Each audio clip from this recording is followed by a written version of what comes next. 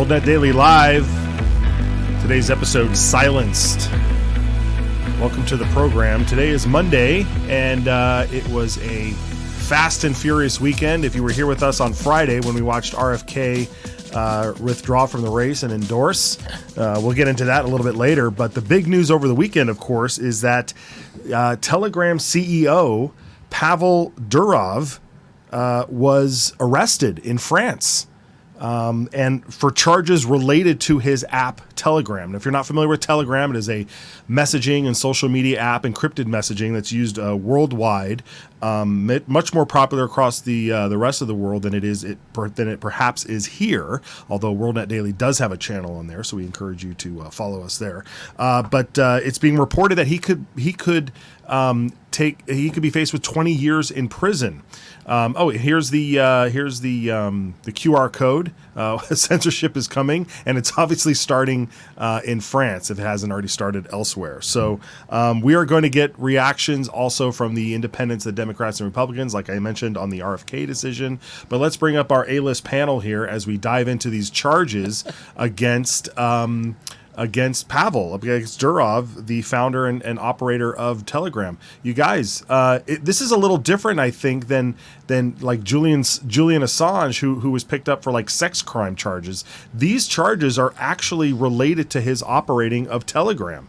And there's his, I believe that might be his mugshot. I don't know if that's his profile picture. It's a very nice mugshot. It's a very nice, yes. And you may also recognize him as Tucker. He was in one of the more popular Tucker Carlson interviews that Tucker did. But these charges here, if we have, I don't know who tweeted out the document here. Yeah, here it is here. You can look at these charges. Complicity.